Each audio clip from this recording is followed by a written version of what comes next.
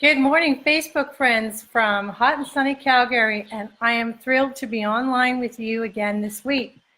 I'm Nikita Badiavdik, and I'm a full-time educator, soon to become a school psychologist, and I've got lots of experience in schools with kids, and I'm a mom too.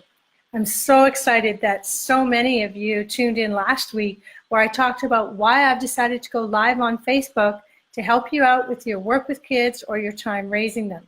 Today, don't be shy to answer a question when it comes to you, because that's the way we really get a chance to interact with each other and learn and build our community of caregiving.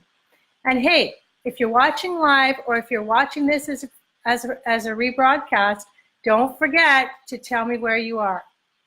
Also, hit the like button, hit the heart button, or hit the wow face, and go ahead and tag somebody in the comments if they should watch this broadcast and find out a bit more about what I do and how I can help with kids.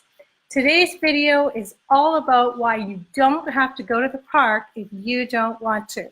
We're about halfway through the summer, and if you're like most parents, you've gotten into a good groove of relaxation and family time now that school is long forgotten.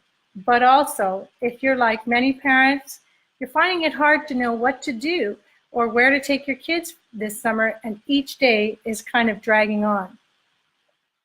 How many of you are feeling a bit frazzled after a few weeks with the kids? We can all relate to that. It seems to me that a lot of parents fall into this trap of going big during the summer by organizing a lot of activities and big trips or even daily outings that can, in the end, leave you frazzled and not so relaxed. The question is, do you need to get the troops out as much as you do? In my mind, summer is all about one thing: slow. That's right, slow time. It's so important for kids and adults to take a slower pace to each day, especially over holiday times that are so precious and far too few. There's a restless energy that can fill your home space when you're all simply too busy and feeling taxed, even from just packing up those little ones for a daily trip to the park. Of course, this will be different for everyone. If you want to venture out with your kids and discover new places and new things in big ways this summer, that's just fine. But what if you crave the lazy, hazy days around the house, not doing much of anything? I'm here to tell you that not only is that just fine, but in fact, it's highly beneficial. I see a lot of parents struggling during the summer months to try to keep the kids busy and out of trouble when what they really want to do is just hang out at home. This reminds me of a colleague who once told me that her favorite times with her kids were when her husband would go away on a work trip and the kids and her would hang out in their pajamas all day and not do much of anything but pull out all the toys and wait around in total relax mode. There are so many ways to go big with kids, but in small ways. One of my favorites and something that had big impact on me was a simple summer drink. My mom used to make us pink lemonade in the summer and fill the fridge with cherries and watermelon. And that pink lemonade over the years became etched in my brain as a memory of sitting around with her, sipping a cold drink.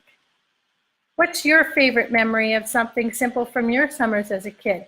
Type it in the comments and let's see how small things made a big impact on us in our own life in the summer.